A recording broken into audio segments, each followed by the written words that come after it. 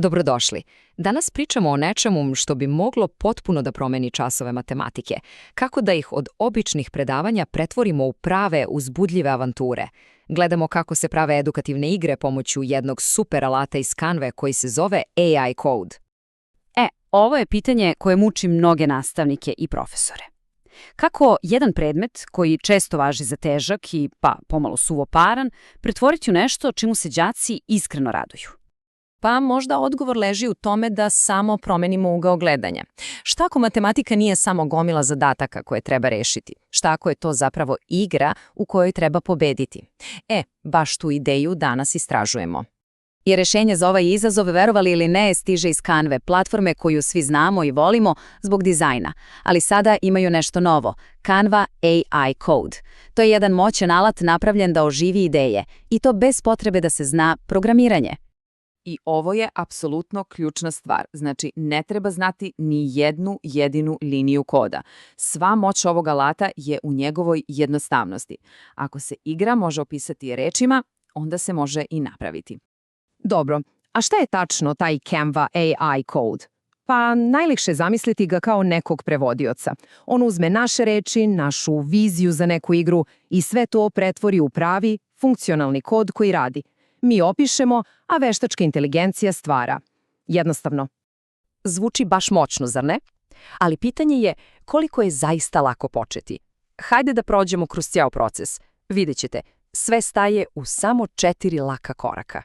Proces je iskreno iznenađujuće direktan. Prvo, u Canva AI meniju pronađete opciju Code.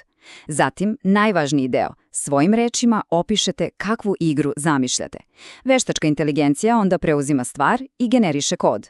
I na kraju, naravno, najzabavniji deo, testiranje i doterivanje igre dok ne bude savršena. Sad, da bi veštačka inteligencija napravila baš dobru igru, potreban joj je dobar opis. Taj opis se zove prompt.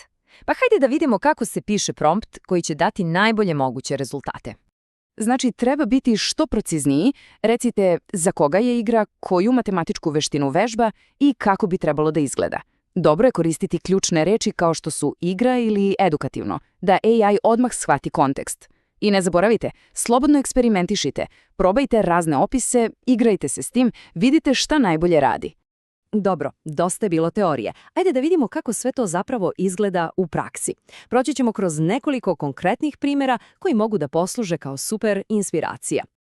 Evo, pogledajte ovaj prompt. Ono što je ovdje sjajno jeste koliko je jednostavan, a efikasan. Jasno je rečeno za koga je igra, šta se radi, sabiranje do 20 i koja je tema. I rezultat, dobije se ciljna, zabavna igrica koja pogađa pravu metu. Ovaj primjer ide korak dalje. Uvodi novu mehaniku igre, višestruki izbor. I također pokazuje kako se neka cool tema, kao što je svemir, može iskoristiti da učenje bude još privlačnije. Odjednom, to nije samo množenje, to je putovanje kroz galaksije. A ovo je super primjer kako se mogu dodati i neki napredniji elementi. Recimo, tajmer unosi malo uzbuđenja, malo napetosti, dok sistem bodovanja dodaje onaj takmičarski duh.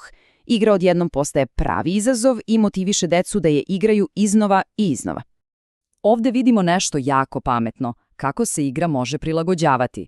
Dodavanjem različitih nivoa težine, ista igra postaje korisna i za one koji tek počinju i za one koji su već napredijeniji. To je čini neverovatno fleksibilnim alatom za bilo koju učionicu. Eto, sada sa svim ovim znanjem i ovakvim alatom na redu je kreativnost. Mogućnosti su stvarno beskrajne. Može se napraviti bilo šta, od najjednostavnijih kvizova do nekih složenih matematičkih avantura. I na kraju krajeva, sve se svodi na ovo, na pretvaranje jedne standardne lekcije u iskustvo koje se pamti. Ovo je alat koji ne samo da podučava, već istovremeno inspiriše i zabavlja. To je ono što ovaj pristup zaista omogućava. I tako, sve ovo nas ostavlja sa jednim pitanjem. Kad imamo tehnologiju koja naše reči pretvara u igru i kad na to dodamo neograničenu kreativnost nastavnika, kakva nas tek neverovatna edukativna igra čeka iza ugla?